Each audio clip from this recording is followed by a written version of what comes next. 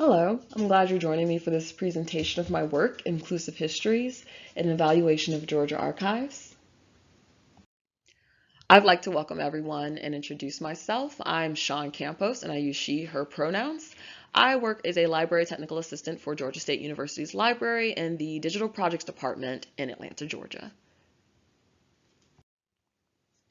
This presentation is centered on the first phase of a multi-phase research project tentatively called the Inclusive Histories Project.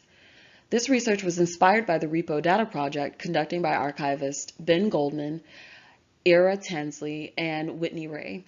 Repo Data was a project to identify, gather, standardize, and make publicly accessible United States archival repository location data, according to the Repo Data website.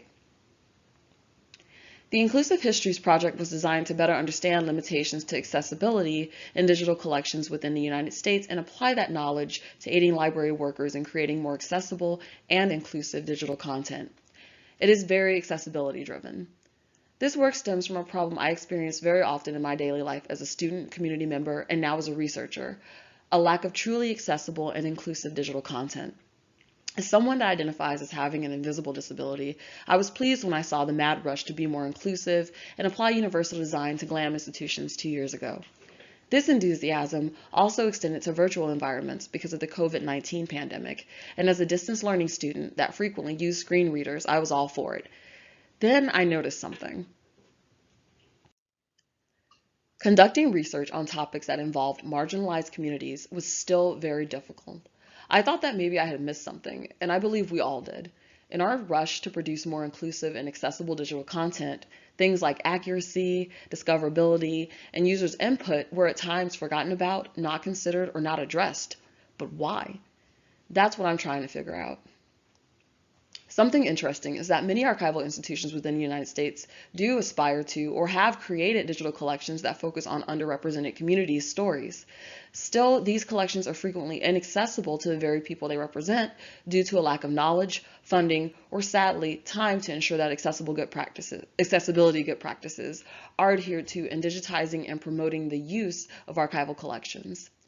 These collections face the possibility of being underutilized if this is not addressed, and sadly, potential users from these communities are the ones who will suffer the most. Think kids looking to find unique stories to do a history project on. Think a first-generation college student trying to find ethnographies using non-Eurocentric terms. Think a new resident interested in finding things that they can relate to. It's a lot to consider, right? The scope of this phase is limited to the evaluation of college university archives because my pilot collections are from my institution, a college university archive. After the pilot, I'll move forward with evaluating the implementation of standards in collections of other institutions in Georgia. I'm hoping to find collections in historical societies, museums, public libraries, and in government archives to evaluate. That's a hint in case anyone was wondering. I love collaborative work and could use the eyes and ears of other curious folks to see this work through. So based on 3 goals, I was able to identify preferred research methods. Through secondary data analysis, I'm identifying archival institutions within the state of Georgia with digital collections within scope that are available to the public. I've utilized the extensive work that was a result of the Repo Data Project to help with this. This fall, I'll be actively engaging with and analyzing the accessibility of Georgia State University's digital collections containing content about marginalized communities using an audit tool that I'm developing. The audit tool will contain criteria based on professional standards for accessibility and digital content creation. There's an asterisk here because there's a slide that will detail the specific standards that I'm referring to and why. Along with that, I'll also be collecting data from tests that I'm running using common accessibility software as a means of gauging the quality of transcriptions, I lost myself, searchability of PDFs, as well as visual resource comprehension and discoverability. And the last and most impactful goal, in my opinion, is better understanding the barriers to making these collections more accessible to potential users. To do this, I will be surveying and interviewing stewards of collections within the scope of my research. There's a lot of moving pieces, which is why this study is broken up into phases. I'm currently in phase 1, by the way. Phase 1 is meant to see what work would have to go into creating more inclusive and accessible digital content about and for the use of underrepresented communities. During this year-long process, I'm streamlining the evaluation criteria and will interpret the data collected, as well as the feedback that I'll receive from the survey.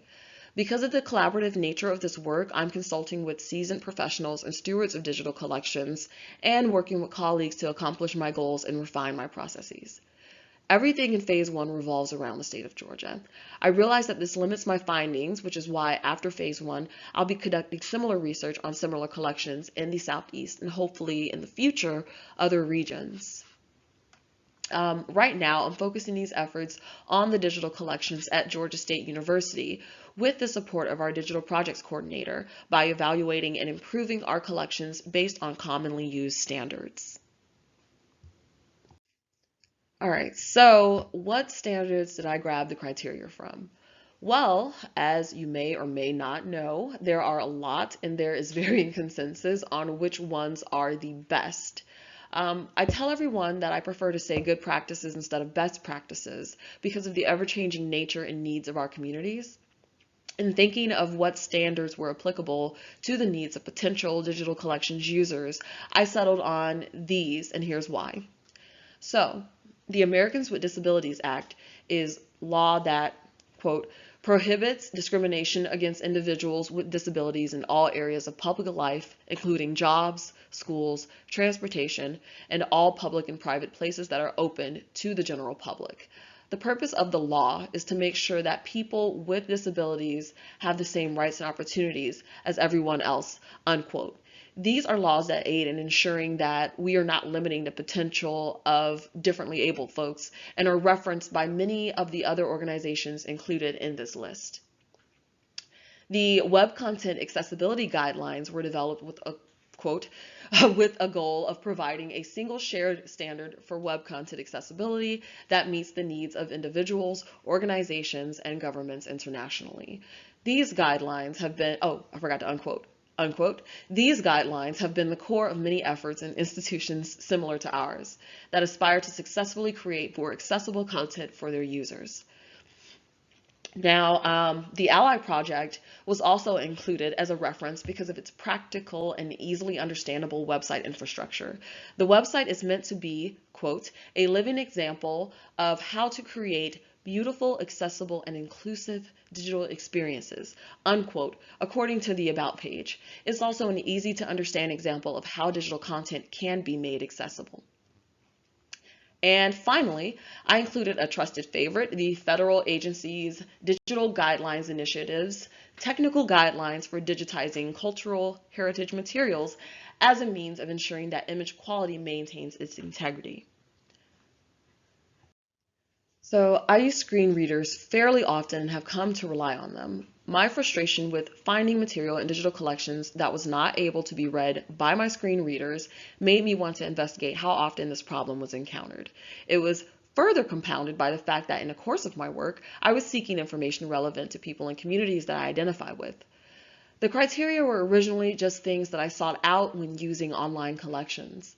Then I realized there were other barriers that I personally hadn't thought of, and so I included those as well. For visually impaired and neurodivergent users, screen readers and text-to-background contrast are important to consider.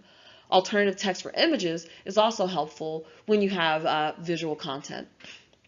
To highlight the value of image quality for mobility impaired users who cannot easily visit physical locations, image quality is also evaluated in the assessment of collections.